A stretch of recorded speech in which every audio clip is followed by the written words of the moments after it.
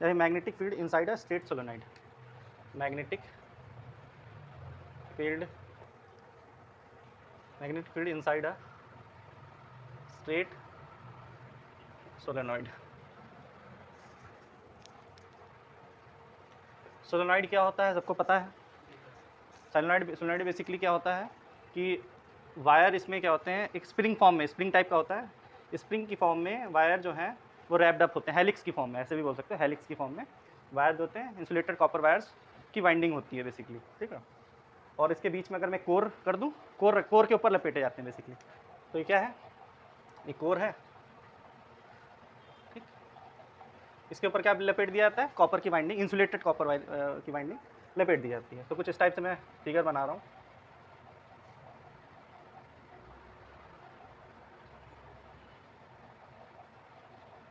ठीक है। इधर से करंट नीचे ऊपर की तरफ, और उसमें करंट भी फ्लो करवाना है, और हमें क्या करना है, करंट भी फ्लो करवाना है। करंट ऐसे आएगा, फिर ऐसे जाएगा, फिर ऐसे जाके पीछे से जाएगा, ठीक है, फिर वापस ऐसे आएगा, फिर ऐसे जाके पीछे से आएगा, समझ रहे हो, ऐसे फ्लो हो रहा है करंट, ठीक। और इधर से आप वापस ले लो करंट नीचे की तरफ, समझ में आ गई बात। इधर से करंट आपका एक बैटरी से मैंने कनेक्ट किया है, तब ऐसा हुआ है कुछ। ये बेसिकली क्या है, ये मैंने फाइनाइट सोलेनॉइड लिया है। क्या लिया ये, फाइनाइट सोलेनॉइड। इनफाइनाइट सोलेनॉइड भी होता है। तो हम लोग बेसिकली निकालेंगे किसके लिए, इनफाइनाइट सोलेनॉइड के लिए मैग्नेटिक फील्ड निकालेंगे। अभी मैंने फाइनाइट सोलेनॉइड बनाया। क्या है ये, फाइनाइट सोलेनॉइड। इनफाइनाइट सोलेनॉइड क्या होता है, या फिर लॉन्ग सोलेनॉइड क्या होता है, जिसकी लेंथ, ये क्या है, सोलेनॉइड की लेंथ है, वो सोलेनॉइड जिसकी लेंथ जो होती है उसके डायमीटर से बहुत ज़्यादा बड़ी हो। यहाँ पे लेंथ ज़्यादा बड़ी तो है नहीं, तो वो सोलेनॉइड जिसकी लेंथ जो है वो उसके डायमीटर से बहुत ज़्यादा बड़ी हो, वो सोलेनॉइड क्या बोला जाता है, इनफाइनाइट सोलेनॉइड बोला जाता है, या फिर क्या बोला जाता है, लॉन्ग सोलेनॉइड भी बोला जाता है।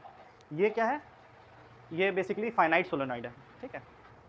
अच्छा, इसमें बताओ याला पोल क्या होगा, याला पोल क्या होगा, पोल होगा, क्यों, बिकॉज अगर मैं इस फेस से जाके देखूँ तो करंट कैसे दिखेगा मुझे, क्लॉकवाइज डायरेक्शन में, और ये फेस क्या होगा, नॉर्थ पोल होगा, समझ रहे हो ना। याला फेस क्या होगा, साउथ फेस, वो नॉर्थ पोल हो जाएगा। अब क्या है, अपने जब कभी साउथ नॉर्थ पोल बन जाते हैं तो सोलेनॉइड किसकी तरह बिहेव करने लगता है, या फिर करंट कैरिंग सोलेनॉइड किसकी तरह बिहेव करता है, एक बार मैग्नेट की तरह बिहेव करता है।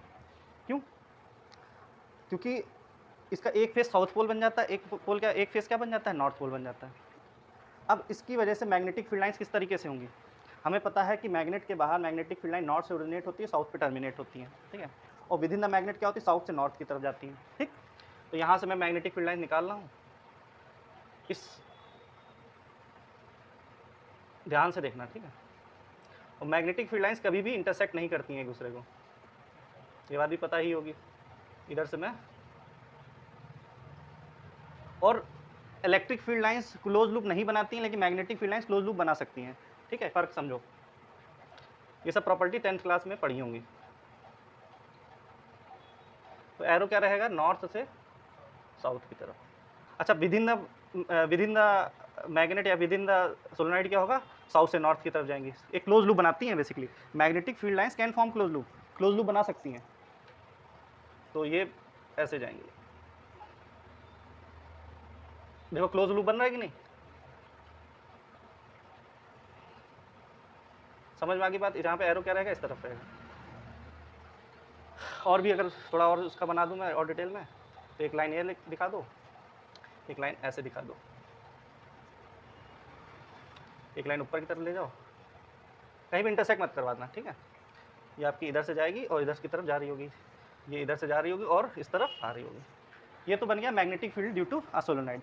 ये किसकी तरह है, मैग्नेटिक फील्ड बार मैग्नेट की तरह ही है। बार मैग्नेट में भी तो इस तरह की से बनती है मैग्नेटिक फील्ड। अगर मैं साउथ नॉर्थ पोल्स वाला एक साउथ पोल ले लूँ, एक नॉर्थ पोल ले लूँ, बार मैग्नेट, तो उसमें भी तो ऐसे ही जाएंगी, ऐसे ही तो जाएगी, और विद इन द मैग्नेट ऐसे होगी, समझ गया।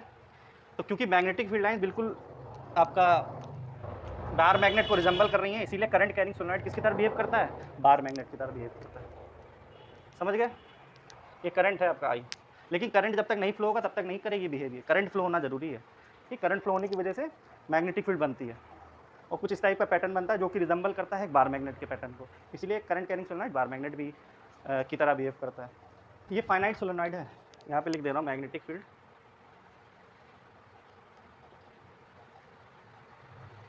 Of a finite solenoid. ऐसे भी लिख लेना। हमें अभी एम्पेयर सर्किट लॉ पूरा बताना है अभी, क्योंकि ये फाइनाइट सोलेनॉइड है। हमें किसके लिए बात करनी है? लॉन्ग सोलेनॉइड के लिए या फिर इनफाइनाइट सोलेनॉइड के लिए बात करनी है। इनफाइनाइट सोलेनॉइड क्या, वेरी लॉन्ग बोल सकते हो, वेरी लॉन्ग सोलेनॉइड। सोलेनॉइड कोई भी हो, चाहे वो फाइनाइट सोलेनॉइड हो या फिर लॉन्ग सोलेनॉइड हो, कोई भी सोलेनॉइड हो, छोटा सोलेनॉइड हो या बड़ा सोलेनॉइड हो, लंबा यानी कि बड़ा का मतलब लंबा, लंबा सोलेनॉइड हो। सोलेनॉइड के बीच में सोलेनॉइड की जो कोर होती है, क्या है कोर है, उसको फॉर्मर भी बोलते हैं। कोर भी बोल सकते हो और फॉर्मर भी बोला जाता है, ठीक है। एक ही टर्म यूज़ करो कन्फ्यूज़न से बचने के लिए, ठीक है। सिलेंड्रिकल फॉर्मर बोला जाता है इसको। तो अगर गौर करो, यहाँ पे जो बाहर तो फील्ड लाइन दूर दूर है थोड़ा, ये मैं फाइनाइट की बात कर रहा हूँ, अभी लॉन्ग की बात नहीं कर रहा हूँ, ध्यान से सुन लेना। फाइनाइट सोलेनॉइड में सोलेनॉइड के बाहर जो मैग्नेटिक फील्ड होती कम होती है, ऐसा कि होती है, ऐसा कि नहीं है कि नहीं होती है लेकिन कम होती है। देखो दूर दूर है, थोड़ा स्पेसिंग ज़्यादा है। लेकिन with in the core solenoid के क्या होती है, मैग्नेटिक फील्ड सबसे ज़्यादा होती है। देखो पास पास लाइन है, और भी अगर लाइन होना हो तो पास पास होंगी कि नहीं होंगी ये। और देख रहे हो स्ट्रेट लाइन बन रही है कि नहीं, स्ट्रेट और पैरेलल लाइन बन रही है कि नहीं। स्ट्रेट और पैरेलल मैग्नेटिक फील्ड लाइंस किसको रिप्रेजेंट करती हैं बताइए? स्ट्रेट और पैरेलल लाइन, स्ट्रेट और पैरेलल मैग्नेटिक फील्ड लाइंस किसको रिप्रेजेंट करती हैं बताइए? क्या चीज़? Uniform magnetic field, uniform magnetic field represent करती हैं। समझ रहे हो ना मेरी बात? स्ट्रेट और पैरेलल लाइन, ये 10th में ये भी चीज़ पढ़ी होगी। अरे इलेक्ट्रिक फील्ड लाइंस अगर पैरेलल हो वो यूनिफॉर्म इलेक्ट्रिक फील्ड को रिप्रेजेंट करती हैं, तो यार मैग्नेटिक फील्ड लाइंस भी अगर पैरेलल होंगी तो वो यूनिफॉर्म मैग्नेटिक फील्ड को रिप्रेजेंट करेंगे। यूनिफॉर्म मैग्नेटिक फील्ड का मतलब उसकी वैल्यू चेंज नहीं हो रही है, बीच में उसकी वैल्यू कांस्टेंट रहेगी। और बीच का मतलब ये नहीं कि यहाँ पर कतई बीच में, सेंटर पे, point well inside the solenoid बोला जाता है। क्या बोला जाता है? Point well inside the solenoid. जो पॉइंट जो बिल्कुल बीच में है, बीचों बीच में है, वहाँ पे मैग्नेटिक फील्ड क्या होती है, यूनिफॉर्म होगी। हम कंसीडर करेंगे उसको यूनिफॉर्म, है भी देखो पैरेलल है ना। अच्छा, जैसे जैसे आप एंड की तरफ आएंगे वैसे वैसे थोड़ा कम होती जाती है वैल्यू, और बाहर आने के बाद और कम हो जाती है। देखो यहाँ पे हल्का सा गैप आ गया है कि नहीं, यहाँ पास पास से थोड़ा गैप आ गया है कि नहीं। तो जहाँ जहाँ पास पास होती है मैग्नेटिक फील्ड लाइंस वहाँ स्ट्रांग होती है मैग्नेटिक फील्ड, और जहाँ दूर हो जाती है, थोड़ा स्पेसिंग हो जाती है वहाँ पे, यहाँ पे देखो स्पेसिंग बढ़ गई है, वहाँ पे मैग्नेटिक फील्ड थोड़ी वीक हो जाती है। With in the magnetic field, sorry with in the solenoid the magnetic field is strongest and is uniform, होती है ना। इस बात को याद रखना है। ये फाइनाइट सोलेनॉइड की बात कर रहा हूँ मैं, फिर बोल रहा हूँ। अच्छा, बात करते हैं लॉन्ग सोलेनॉइड की। ये सब बन गया ना सबका? लॉन्ग सोलेनॉइड की बात करते हैं। अब बात करते हैं लॉन्ग सोलेनॉइड की। आ जाओ। सोलेनॉइड क्या होता है? वो सोलेनॉइड जिसकी लेंथ बहुत ज़्यादा हो as compare to its diameter. Length क्या हो? बहुत ज़्यादा हो as compare to its diameter. वो सोलेनॉइड क्या बोला जाता है? लॉन्ग सोलेनॉइड बोला जाता है। हमें basically magnetic field long solenoid के लिए ही निकालनी है, ठीक है। सोलेनॉइड के अंदर इनसाइड द सोलेनॉइड निकालनी है और लॉन्ग सोलेनॉइड के लिए पता करनी है। अब देखो ध्यान से, अभी जो हमने फाइनाइट सोलेनॉइड बताया था उसमें क्या था, बाहर मैग्नेटिक फील्ड की कुछ वैल्यू थी ना। अरे लाइंस तो बन रही थी सोलेनॉइड के बाहर, लाइंस तो बन रही थी। ऐसा तो नहीं था कि बाहर मैग्नेटिक फील्ड जीरो थी, अंदर तो मैग्नेटिक फील्ड यूनिफॉर्म होती है। With in the solenoid magnetic field क्या होती है? यूनिफॉर्म। लेकिन बाहर जो मैग्नेटिक फील्ड थी कुछ वैल्यू थी उसकी। लेकिन लॉन्ग सोलेनॉइड में क्या होता है, magnetic field outside the solenoid क्या ली जाती है? जीरो ली जाती है। एजम्पशंस हैं कुछ। सबसे पहले क्या होता है, लॉन्ग सोलेनॉइड क्या होता है, उसकी लेंथ बहुत ज़्यादा बड़ी होती है, उसके डायमीटर से बहुत ज़्यादा बड़ी होती है, तभी इसका नाम लॉन्ग सोलेनॉइड है। दूसरा एजम्पशन क्या है, एजम्पशन क्या होता भी है कि मैग्नेटिक फील्ड, जैसे मैं लिखवा दूंगा समझ लो पहले, field outside the solenoid is zero. Solenoid के बाहर मैग्नेटिक फील्ड क्या लेंगे हम? जीरो लेंगे। जो कुछ भी मैग्नेटिक फील्ड होगी वो अंदर होगी सोलेनॉइड के, और वो होगी क्या, वो यूनिफॉर्म होगी। जो भी मैग्नेटिक फील्ड होगी वो विद इन द सोलेनॉइड होगी, और होगी क्या, वो यूनिफॉर्म लेंगे हम, ठीक। यूनिफॉर्म मतलब चेंज नहीं होगी। चलो अब डेरिवेशन करते हैं। इतना समझ में आ गया ना लॉन्ग सोलेनॉइड क्या होता है सबको? तो देखिए अब मैं क्या करूँगा, एक लॉन्ग सोलेनॉइड का कुछ छोटा सा हिस्सा ले रहा हूँ। लॉन्ग सोलेनॉइड तो वैसे तो बहुत बड़ा बनेगा, उसका एक छोटा सा हिस्सा ले रहा हूँ मैं, ठीक। एक सेक्शन ऑफ लॉन्ग सोलेनॉइड ले रहे हैं, और उसमें क्या है, तार रैप्ड हैं, जो वायर्स हैं कॉपर के वो रैप्ड हैं। तो ध्यान से देखिएगा,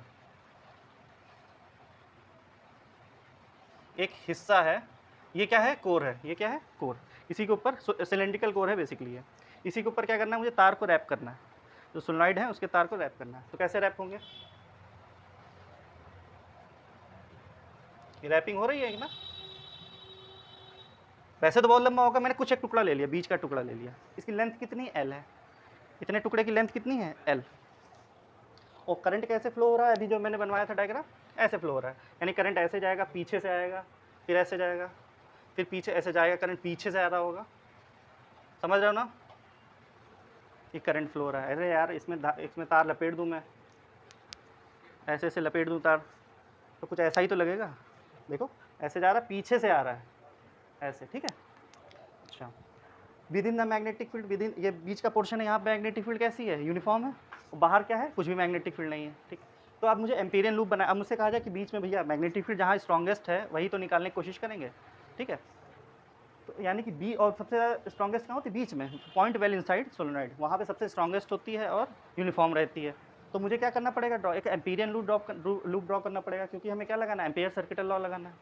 तो एम्पियर सर्किटल लॉ लगाने के लिए मुझे क्या, मैंने क्या ड्रॉ किया, एक रेक्टेंगुलर एक एम्पीरियन लूप ड्रॉ किया, या फिर एम्पीरियन क्लोज लूप ड्रॉ किया, या फिर क्लोज लूप हमने एक ड्रॉ किया। कैसा, देखो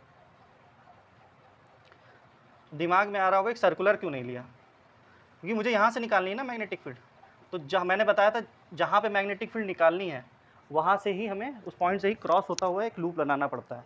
तो देखो ए बी ये लाइन है, ये कहाँ से क्रॉस हो रही है, कहाँ से पास हो रही है, सेंटर जहाँ पे मुझे निकालना है बेसिकली, ठीक है। तो मैंने ऐसा एक लूप बना लिया। बाकी और भी तरीके का लूप बना सकते हो, लेकिन बहुत टफ पड़ जाएगा। आसान डेरिवेशन वो किया जाता है जो आसान है, और तुम्हारे में भी इसी से रेक्टेंगल से ही बना के करना है हमें, ठीक है। एक हमने रेक्टेंगुलर क्लोज लूप लिया है जो कि इंक्लोज कर रहा है सेंटर को, सोलेनॉइड के सेंटर को, जहाँ पे मैग्नेटिक फील्ड क्या है, यूनिफॉर्म है, ठीक। यहाँ पे यूनिफॉर्म मैग्नेटिक फील्ड है, तो मैंने यूनिफॉर्म मैग्नेटिक फील्ड ऐसे बना दी। ये किसकी डायरेक्शन है, बी वेक्टर की डायरेक्शन है, मैग्नेटिक फील्ड की डायरेक्शन है। बाहर मैग्नेटिक फील्ड जीरो है इसलिए बनाई ही नहीं हमने, बीच में मैग्नेटिक फील्ड जो है यूनिफॉर्म है, तो एक लाइन मैंने दिखा दी रिप्रेजेंट करने के लिए। समझ गए ना, इतना बात समझ में आई कि नहीं। वो करंट कैसे जा रहा है, ऐसे जा रहा है, समझ में आया इतना कि नहीं। ये एक सेक्शन है इनफाइनाइट, एक लॉन्ग सोलेनॉइड का, it is a section of a long solenoid.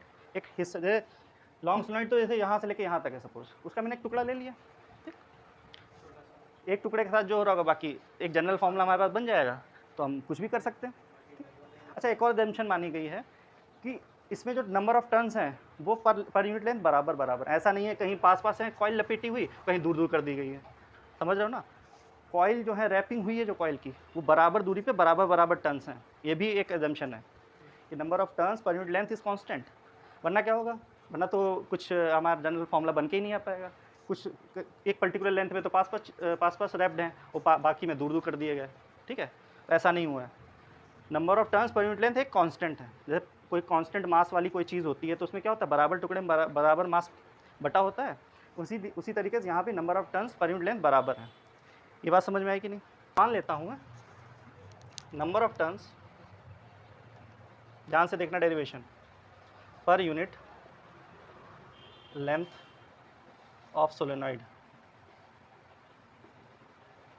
वो मैंने मान लिया स्मॉल एन। स्मॉल एन जब भी कहीं फॉर्मूले में यूज़ होगा वो क्या होगा, नंबर ऑफ टर्न्स पर यूनिट लेंथ। ऐसा क्यों करना पड़ा मुझे, क्योंकि भाई बहुत लंबा सोलेनॉइड है, मुझे एक टुकड़े पूरा का एनालिसिस करने लग जाऊंगा तो बहुत टाइम लग जाएगा।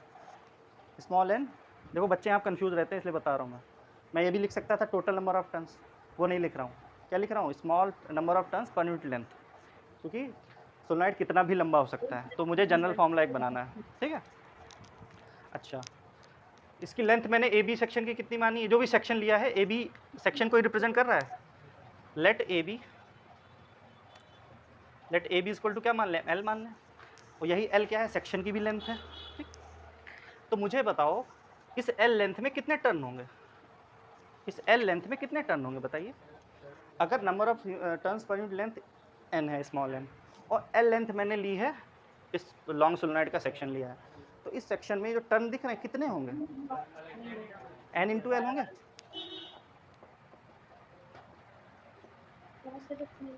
तो number of turns in given section of solenoid, section of solenoid में कितने नंबर ऑफ टर्न्स हो जाएंगे भाई, एन मल्टीप्लाई बाय एल हो जाएगा कि नहीं। अच्छा, ये करंट कितना पास हो रहा है, आई पास हो रहा है, हर टर्न से करंट आई पास हो रहा है। अब मुझे बताओ एम्पीरियन लूप पे मुझे इस पर्टिकुलर क्लोज लूप पे एम्पियर सर्किटल लॉ लगाना है। अब मुझे क्या लगाना है, मैग्नेटिक फील्ड पता करने के लिए एम्पियर सर्किटल लॉ लगाना पड़ेगा। तो मैं लिख रहा हूँ applying Ampere's circuital law in close loop. कौन सा क्लोज लूप है? ABCD। मैं डायरेक्शन लूप की क्या ले रहा हूँ? ABCD। उल्टी भी ले सकते हो लेकिन माइनस में वैल्यू आएगी फिर, ठीक। ABCD is the close loop, in close loop ABCD। तो क्या हो जाएगी वैल्यू बताइए? ये कैसे करना पड़ेगा? एम्पेयर सर्किटल लॉ क्या होता है बताइए? Line integral of magnetic field is equal to mu naught times of current threading the या फिर पासिंग थ्रू द लूप, ठीक है। तो ये क्लोज इंटीग्रल का साइन होता है। कौन से लूप की बात करें? ABCD की बात करें तो ABCD लिख दिया मैंने, और B.dl is equal to mu naught times current, यहाँ पे लिख रहा हूँ, आई नहीं लिखूंगा क्योंकि आई नहीं होगा करंट। करंट कितनी है उसको थ्रेड करके जा रहा है, देखो एक बार, फिर पीछे से आएगा दूसरी बार। हमें देखना है कि करंट कितनी बार पास करके जा रहा है। मैंने पहले भी बात बताई थी ये कि करंट आई ही नहीं लेना है हमेशा। दिखने में आई लग रहा है करंट, नहीं। करंट कौन सा होता है? जितनी बार करंट चीर के जा रहा है उस लूप को, कितनी बार चीर के जा रहा है, कितना करंट चीर के जा रहा है, आई करंट, फिर आई करंट, फिर आई करंट, जितने टर्न्स होंगे उतनी बार चीर के जा रहा है कि नहीं। तो हमें ये देखना है कितना करंट पास हो रहा है इस लूप से, ठीक। समझ में आई ना बात? अभी चलो बता दूंगा फिर से बात। यहाँ पे लिख ले रहा हूँ करंट थ्रेडिंग द लूप। एक और चीज़ बताऊंगा काम की। ये फॉर्मूला सबके क्लियर है कि नहीं? यहाँ तक तो क्लियर है। अच्छा, एक और चीज़ बता रहा हूँ। जैसे करंट क्या हो रहा है, ऐसे जा रहा है, जैसे लूप समझो, ये लूप है और ये वायर, ये जो आपका वायर है, जो रैप्ड वायर है हेलिकल फॉर्म में, यहाँ पे देखना कन्फ्यूज़न होती है, ध्यान से सुनो। पीछे से आ रहा होगा तो एक बार चीरा, अब नीचे जब जा रहा है तब तो नहीं चीर रहा है ना। जैसे भैया ऐसे आया, ये लूप है, ध्यान से देखना, ये जो एरो दिख रहा है तो एरो घुसा होगा ना इसमें, ये जो आपका तार जब इसमें थ्रेड किया होगा फिर नीचे जा रहा है। एक बार थ्रेड किया, किस तरफ कर रहा है? डाउनवर्ड थ्रेडिंग कर रहा है कि नहीं? करंट कैसे मूव कर रहा है इसमें? नीचे जा रहा है। जब करंट पीछे से आ रहा होगा तब तो थ्रेड नहीं कर रहा है। करंट अब पीछे गया होगा, पीछे कहीं थ्रेडिंग कर रहा है? नहीं। लूप ऐसे बना है ना, तो करंट एक बार चीर के आया, फिर पीछे गया तब तो नहीं चीर रहा है, यानी जब ऊपर बढ़ रहा होगा करंट पीछे की साइड, इसके जो पीछे छुपा हुआ लूप है, ये डॉटेड लाइन दिखा दूंगा, पीछे से आ रहा है ये, तो तब तो थ्रेड नहीं कर रहा था। यानी कि करंट जब डाउनवर्ड आ रहा है, डाउनवर्ड जब करंट आ रहा है तभी थ्रेडिंग कर रहा है। जब ऊपर जा रहा है तब थ्रेड नहीं कर रहा है। फिर नीचे, फिर लपेट के नीचे की तरफ आया, देखो तब थ्रेड किया इसने, ठीक। फिर जब पीछे फिर जब अपवर्ड पीछे की तरफ जा रहा होगा, पीछे साइड में लूप के या फिर स्कोर के पीछे साइड में, देखो पीछे साइड में करंट कैसे मूव कर रहा है? ऊपर की तरफ मूव कर रहा होगा, तब कहीं थ्रेडिंग कर रहा है? नहीं। फिर जब लपेट के इस कोर से लपेटने के बाद जब फिर आगे आया है तब फिर थ्रेड किया इसने, फिर पीछे का तब नहीं कर रहा है। अगर ऐसा कभी केस आए, जैसे मान लें लूप है, कोई सर्किट एम्पीरियन लूप है, सर्कुलर में दिखा रहा हूँ, लूप कुछ भी हो सकता है। अगर एक बार ऐसा हो कि करंट अपवर्ड जा रहा है, डाउनवर्ड जा रहा है, और एक बार क्या हो रहा है, वही करंट वापस भी आ रहा है, तो नेट करंट क्या हो जाएगा? कितना थ्रेडिंग हो रही है करंट की? 0 हो रही है। ऐसे समझो, ये लूप है आपका, ऐसे लूप है, करंट ऐसे गया, आई करंट ऐसे गया, और लौट के वापस करंट ऐसे आ गया। तो एक बार तो ऐसे जा रहा है करंट, और दूसरी बार कैसे आ रहा है? ऐसे आ रहा है, वही करंट। तो नेट करंट कितना हो जाएगा? थ्रेडिंग 0 हो जाएगा ना। एक डाउनवर्ड जा रहा है, एक अपवर्ड आ रहा है, नेट करंट कितना हुआ? 0। जितना इफेक्ट नीचे वाले ने क्रिएट किया होगा उतना ही उसने कैंसिल आउट कर दिया, ठीक है। उस केस में क्या लिया जाता है? 0 लिया जाता है। याद रखना ये बात। थ्रेडिंग समझ गए ना? उस लूप को कितने चीर के जा रहा है। इसमें ये चीज़ नहीं हो रही, इसमें एक ही बार चीर के जा रहा है। जितना डाउनवर्ड वाला सेक्शन है, डाउनवर्ड जो वायर है, वही तो चीर के जा रहा है इसको, वही तो पास हो रहा है इस लूप से। जब कभी करंट जब ऊपर पीछे साइड में जब होगा, वो कहाँ चीर के जा रहा है? उसको नहीं जा रहा है ना। जब ऐसे आएगा तभी तो चीरेगा लूप को भाई। तो ये बहुत कन्फ्यूज़न रहती है बच्चों को, ध्यान रखना। और कितनी बार चीरा? जितने टर्न्स हैं, जितने टर्न्स हैं इस सेक्शन में, कितने टर्न्स आ रहे हैं, 1 2 3 4 5, जितने भी हों, ये यानी कि एनएल नंबर ऑफ टर्न्स, उतनी ही बार करंट उसको पास होकर जा रहा है, ठीक है। ये बात समझ में आएगी नहीं? करंट अगर सपोज एक बार डाउनवर्ड पास हो रहा है, फिर एक करंट आई ऊपर की तरफ आ रहा है, उसी में लेकिन अपवर्ड की तरफ आ रहा है, तो नेट करंट कितना मानेंगे हम? 0 मानेंगे। या फिर ऐसा समझो, अपवर्ड वाले को पॉजिटिव ले लेना, डाउनवर्ड वाले को नेगेटिव ले लेना, कुछ भी ले लो। हालांकि यहाँ पे ये वाला केस यहाँ पे लग ही नहीं रहा है, क्योंकि सब डाउनवर्ड वाले ही करंट इसको चीर रहे हैं, मतलब कि ऐसे जो आ रहे हैं, ऐसे आया चीर दिया उसने। सुई धागा होता है यार, ऐसे समझो, धागा आया कि पीछे से ले गया मैं, फिर सुई ऐसे कर दी, फिर ऐसे गया, फिर अब ऐसा होता कि धागा ऐसे, मैंने सुई, ये आपका कपड़ा है, ऐसे धागा किया मैंने, फिर लौट के फिर नीचे कर देता तो बात अलग हो जाती, समझ लो ना। और ऐसे मैंने सुई ली, सुई ऊपर की, लौटा के पीछे से नीचे से फिर ऊपर की तरफ कर रहा हूँ, तो हर बार क्या हो रहा है, जितनी बार मैं सुई ऊपर ले जा रहा हूँ तभी थ्रेड कर रहा है उस पर्टिकुलर कपड़े को। तो वो ये वाला केस है। अगर दूसरा केस होता है, अगर मैं सुई ऐसे ले जाऊँ, लौटाल के सुई ऊपर भी जाए उससे कपड़े से, फिर नीचे भी आए, वो ये केस हो जाएगा। लेकिन ये वाला केस यहाँ पे नहीं है, यहाँ पे बस ऐसे वाला करंट ही, ये चीरा, ये चीरा, ये चीरा, ये चीरा, समझ रहे हो ना। थ्रेडिंग का मतलब कितना पियर्स करके जा रहा है, पास हो रहा है। इतना समझ में आया कि नहीं? अब देखो ए बी सी डी क्या है, close integral of A B C D क्या है, ए बी का इंटीग्रल करना पड़ेगा, बी सी का इंटीग्रल करना पड़ेगा, सी डी का इंटीग्रल करना पड़ेगा, और ए डी का इंटीग्रल करना पड़ेगा। ए बी सी डी में 4 लाइनें हैं ना, लेंथ के अलॉन्ग करते हैं ना इंटीग्रेशन। तो A B integral, B C integral, C D integral और डी ए इंटीग्रल। इसको मैं तोड़ के कैसे लिख सकता हूँ, देखो ध्यान से। ए बी इंटीग्रल किसका, बी डॉट डी एल का, प्लस ए बी, ये इसके बराबर है, ये जो लिख रहा है वो किसके बराबर है, 4 टुकड़ों में बांट सकता हूँ उसको मैं। एक ये लाइन है, दूसरी ये लाइन है, तीसरी ये, चौथी है। फिर क्या होगा, बी सी होगा, B dot D L, plus C D होगा किसका, B dot D L, plus B dot D L किसका होगा, डी ए का होगा। वो किसके बराबर हो जाएगा, mu naught times of current threading the loop. अच्छा, करंट थ्रेडिंग द लूप कितना होगा, एन एल इंटू आई हो जाएगा कि नहीं हो जाएगा। जितने नंबर ऑफ टर्न्स है उतनी ही बार तो चीर के जा रहा है उसको, थ्रेड के पास होके जा रहा है इस लूप से। इस लूप से कितनी बार जा रहा है, जितनी बार टर्न्स हैं, ठीक है। तो करंट थ्रेडिंग द लूप कितना हो जाएगा, एन एल आई हो जाएगा। ये एन एल आई समझ में आया कैसे हुआ, because N L are the number of turns in the given section of the solenoid, and इतने जितने नंबर ऑफ टर्न्स है उतनी बार ही करंट थ्रेड हो रहा है। तो टोटल करंट थ्रेडिंग कितना हो जाएगा, जैसे मतलब 10 कितने 5 टर्न है तो कितना करंट थ्रेड हुआ होगा, आई, 2i, 3i, 4i, 5i।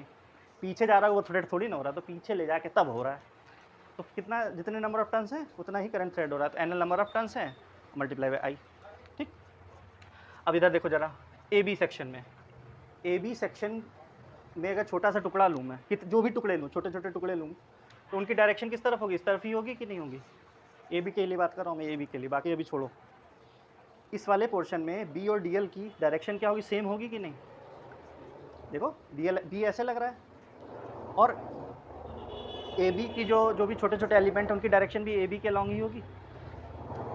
तो यहाँ पे अगर मैं तोड़ के लिखूँ इसको, तो क्या होगा, B D L cos theta हो जाएगा कि नहीं हो जाएगा ये, या कॉस थीटा की वैल्यू कितनी, 0 डिग्री हो जाएगी कि नहीं हो जाएगी इस वाले इंटीग्रल के लिए, ठीक।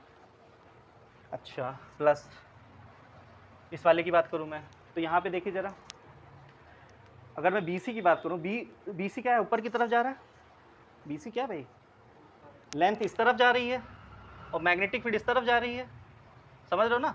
तो कितना एंगल है, 90 डिग्री है। अरे मैग्नेटिक फील्ड ऐसे है और डी एल ऊपर की तरफ है, लूप देखो ना, लूप की डायरेक्शन, ये सर्कल नहीं है, तो कितना एंगल है, 90 डिग्री। कॉस 90 डिग्री क्या होता है, 0 होता है, ठीक है। हालांकि इतने पोर्शन तक तो 90 डिग्री रहेगा, फिर इसके बाद में क्या होगा, magnetic field outside the solenoid 0 हो जाएगी, तो मैग्नेटिक फील्ड ही 0 हो जाएगी इतने पोर्शन के बाद। यानी इतने पोर्शन के बाद क्या होगा, बी वेक्टर बराबर 0 हो जाएगा, और इतने पोर्शन में तो 90 डिग्री रहेगा। अगर मैं ओवरऑल बात करूँ तो 0 ही रहेगा कि नहीं रहेगा, ठीक है। हालांकि मैं उसको उस फॉर्म में ही दिखा रहा हूँ, B D L cos 90 degree इतने पोर्शन में। मैग्नेटिक फील्ड की डायरेक्शन ये है, और जो भी लूप के एलिमेंट की डायरेक्शन है ऊपर की तरफ, तो 90 डिग्री हो गया। प्लस इस वाले पोर्शन बताओ, सी डी पोर्शन में, क्योंकि यहाँ पे मैग्नेटिक फील्ड 0 है, यहाँ मैग्नेटिक फील्ड कितनी है, 0। हमने एजम्पशन ही मानी है, एजम्पशन क्या होता भी है कि point outside the solenoid the magnetic field is 0, तो ये वाला पोर्शन भी 0 हो जाएगा कि नहीं, ओके, ये हो जाएगा 0। प्लस समझ लो अभी बस, इस वाले पोर्शन में क्या होगा भाई, ये भी 0 हो जाएगा। देखिए डी एल वैक्टर किस तरफ है, नीचे की तरफ, और मैग्नेटिक फील्ड किस तरफ जा रही है, इस तरफ। 90 डिग्री एंगल यहाँ पे बन रहा है, नहीं बन रहा है, बन रहा है ना। इस वाले एलिमेंट के लिए भी तो वही चीज़ हो रही है, 90 डिग्री जो इसके लिए हो रही थी वही इसके लिए हो रही है कि नहीं। अरे जो इसके लिए हो रही है वही इसके लिए हो रही है, डी एल वैक्टर नीचे की तरफ है, देखो मैग्नेटिक फील्ड इस तरफ जा रही है, कितना एंगल बन रहा है, 90 डिग्री बन रहा है। तो यहाँ पे भी क्या हो जाएगा, अगर मैं लिखूँ इसको, बी ए में B D L cos 90 degree, ठीक है। ये किसके बराबर होगा, mu naught N L I के बराबर होगा, mu naught N L I, ठीक है। अब जो 0 हो रहे हैं, कौन कौन 0 हो रहा है भाई, ये भी 0 हो रहा है, ये भी 0 हो रहा है, ये भी 0 हो रहा है। cos 90 का मतलब 0, ये भी 0, ये भी 0, बचेगा क्या? ए बी वाला पोर्शन बचेगा भाई, यहाँ पे लिख दे रहा हूँ मैं, ए बी है, ये वाला कौन सा पोर्शन था? बी सी था, ये 0 हो गया था, ये भी ये वाला पोर्शन था, बचेगा ये वाला पोर्शन। यानी जो भी इफेक्टिव पोर्शन है जहाँ पे मैग्नेटिक फील्ड एक्चुअल में लग रही होगी वो ए बी वाला पोर्शन रहा होगा कि नहीं? तो याला देखो जरा, याला क्या बचेगा? A B B D L cos 0 की वैल्यू 1, वो किसके बराबर हो जाएगा? Mu naught N L I के बराबर हो जाएगी कि नहीं? बी हर जगह कांस्टेंट है भाई, ए बी के अक्रॉस, ए बी के along magnetic field is uniform. Uniform magnetic field का मतलब क्या हुआ? कांस्टेंट वैल्यू है, तो बी को मैं बाहर ले सकता हूँ। ध्यान रखना, सोलोनाइड के बीच वाले पोर्शन में यूनिफॉर्म रहती है मैग्नेटिक फील्ड, याद रखना, आगे मैं टोराइड पढ़ाऊंगा उसमें भी काम आएगा, इसलिए बता रहा हूँ।